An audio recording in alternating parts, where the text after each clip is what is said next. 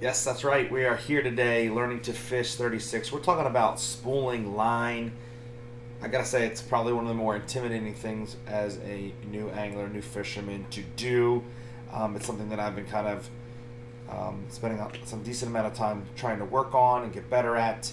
I think Brian Lattimore is one of the people online that has one of the best videos out there on explaining the process, going through everything. I recommend checking his good out. What I have found today is a product that I think is kind of like a line spooling cheat code. We're going to get into the details of that product, talk about it, let you see it in action. It might be something that can help you out. All right, Learning to Fish 36, line spooling video. Let's get after it.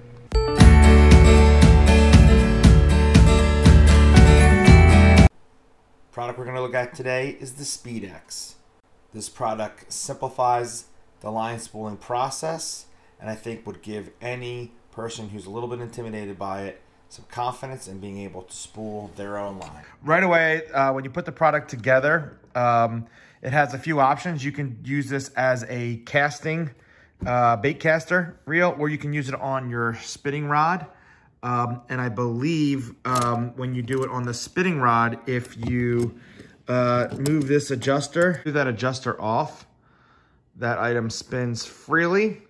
And then when you are spooling your line off of that item, that allows it to spin and turn, which I think is really important when you're talking about spinning rods. So one of the things when you are spooling up a spinning rod, having a kind of gear that kind of rotates and spins in a 360 allows the line to come off the spool in a fashion that helps prevent, I think, line jumps and other kind of issues, especially when you're dealing with like fluorocarbon and mono. So yeah, this kind of feature here, that little click here button in the back, I think is really important for that. Your reel baitcaster into the guides and tighten this up.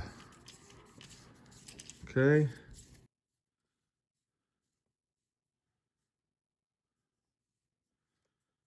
Okay, so it's there, and then what you have is a nice setup here. This button here allows you to rotate this part if you were to be using spinner equipment. The next thing we're going to do is we're going to take just an old, I think, spool that I had. I have some other line on here, but I'm just going to go over top because I'm going to put this right back on. So you simply unscrew this piece here.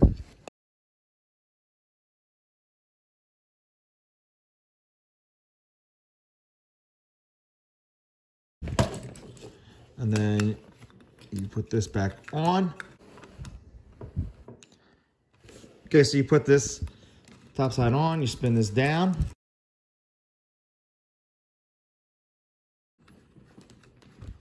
Get a nice tight connection here. You can tighten this down as well. Keeps it from wobbling back and forth too much. Keeps it nice and tight. For the, especially good for the bait caster, okay? Option. So those two items are on. And so this is kind of like the setup. So one of the things I like about this thing so far and the time I've used it is it's really good for taking line off, putting it back on using this guide here, and then also respooling it. So, oh boy.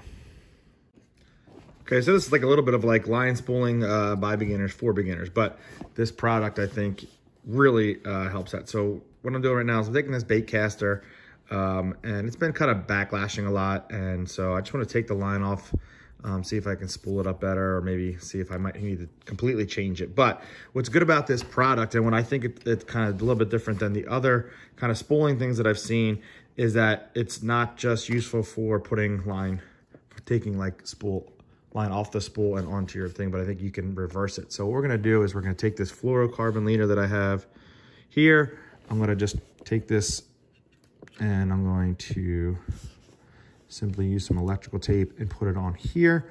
And what I'm gonna try to do is take the line off of my bait caster back on here and then maybe try to re-spool it the other way. Okay, so here we go.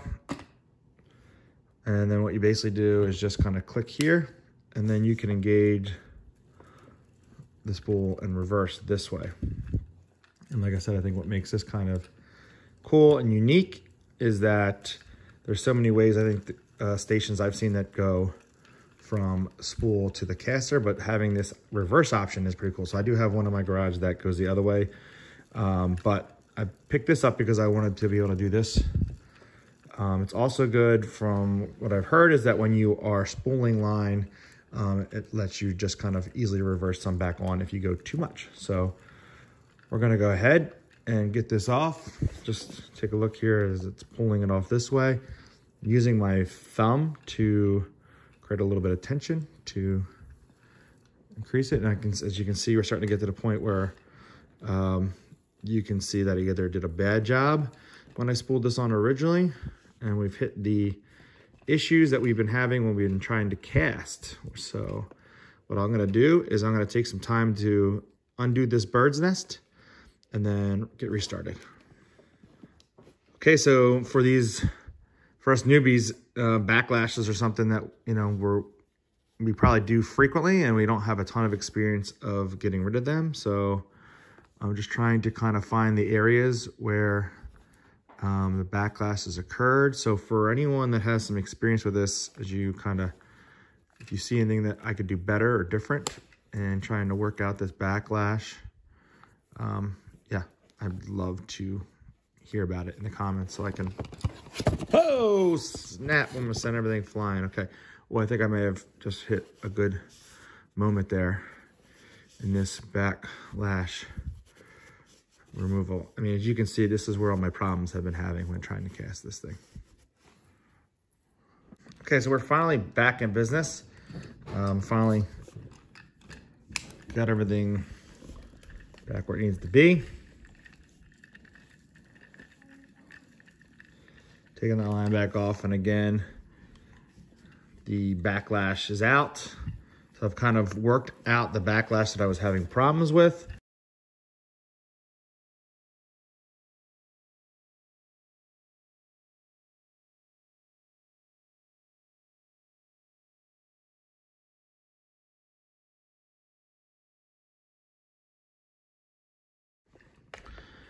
Okay, so I got the line off and I wanted to still have a little bit on here, and then I'm gonna go back and re-spool it the other way. And now that I've kind of feel like worked out the kinks, the areas that were causing me problems on my casting, I'm feeling like I'm gonna be good to go back the other way. So let's check it out and see how this goes, putting line back on, and we'll go from there.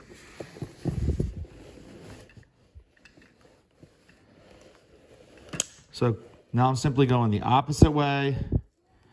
I'm just using my fingers to kind of create a little bit of tension.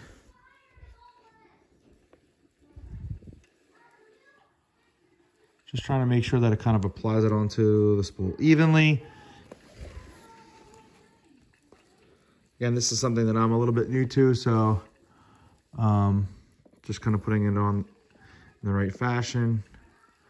I'm sure I'm making some mistakes, so if you have any tips or tricks, especially in the area of just kind of getting it so that it doesn't put it on the spool unevenly. But I can just say, just as a review, this thing is moving smoothly, it's flowing well. My previous system was to have my son hold a rod through the middle of the spool and him kind of help me apply pressure, and that wasn't the best system. So this handy device has been pretty easy to use. Obviously some beginner tips and tricks. I was able to get out my bird's nest area, and now I'm kind of re-spooling it up for a beginner who's just kind of learning how to do this on their own, and kind of, you know, who may not be able to take this over to, say, like their local sporting goods and have it done every time they need it done. This handy Piscifun or Piscifun or whatever you want to call the name of the company, SpeedX or something similar, I think definitely has some value. And that option for it to spin and rotate freely, I think would be a game changer for those of you guys that are using spinning equipment or need this doing. So next time I try to spool up a spinning rod, I'll definitely take a look at this. So I'm gonna remove my tape, and I'm gonna put this reel back on my rod, and it should be ready to go. Thanks for watching. Again, for all you guys that are advanced, please let me know anything you think I could do different, better. Let me know if you are thinking about picking up. Let me know if you're thinking about picking up one of these kind of line spooling systems. It's handheld, easy to use, and you know, by being able to take the rod, the bait caster off of the rod, you don't have to deal with the 6-foot, 7-foot rod in your kitchen. Makes it easy to work with. And thanks for watching. Please check us out. Check out some other videos on the channel. We're new and we're just trying to help learn ourselves, but also from you guys that are veterans, but also we're trying to help any of you guys that are also brand new to fishing, who are just getting started, maybe try some of these things out. We can all do it together, learn together, work together. So thank you for watching Learning to Fish at 36. This is Rob Cooper, and have a great day.